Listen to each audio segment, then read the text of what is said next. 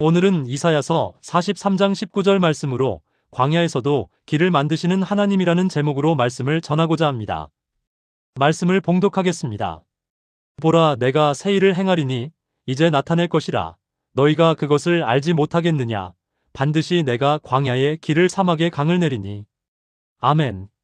이스라엘 백성에게 광야는 익숙한 단어였습니다.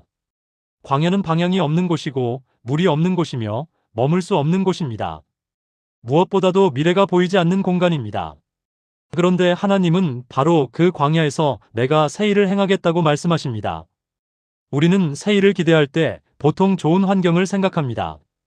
조건이 갖춰지고 사람이 준비되고 상황이 열리면 새로운 일이 시작될 것이라고 생각합니다. 그러나 하나님은 광야를 무대로 삼으십니다.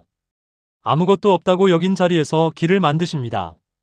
광야는 단순히 장소가 아니라 상태입니다.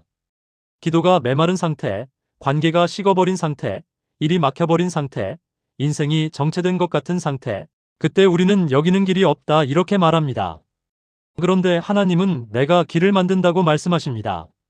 사막에 강을 내신다는 말씀은 인간의 능력으로는 설명할 수 없는 회복을 뜻합니다. 우리가 할 수 없는 자리에서 하나님이 하시는 일입니다. 그래서 믿음은 가능성을 계산하는 것이 아니라 하나님의 약속을 붙드는 것입니다. 가정에도 광야 같은 시간이 있습니다. 대화가 막히고 이해가 멈추고 마음이 식어버릴 때가 있습니다. 그때 포기하기 쉽습니다. 그러나 하나님은 광야를 끝으로 두지 않으십니다. 오히려 그곳을 새 일의 시작으로 사용하십니다. 중요한 것은 광야를 지나지 않는 것이 아니라 광야에서도 하나님을 신뢰하는 것입니다. 길이 보이지 않아도 하나님이 길을 만드신다는 확신, 물이 보이지 않아도 하나님이 강을 내신다는 믿음이 있을 때 우리는 낙심 대신 기대를 품게 됩니다. 오늘 혹시 광야 같은 자리에 서 있다면 그것이 끝이라고 단정하지 마십시오. 하나님은 아직 일하고 계십니다. 우리가 모르는 사이에 길을 준비하시고 우리가 보지 못하는 곳에서 물을 흐르게 하고 계십니다. 광야는 하나님의 부재가 아니라 하나님의 새 일을 경험하는 자리입니다. 그 약속을 붙들 때 우리의 광야는 절망의 공간이 아니라 소망의 공간이 됩니다.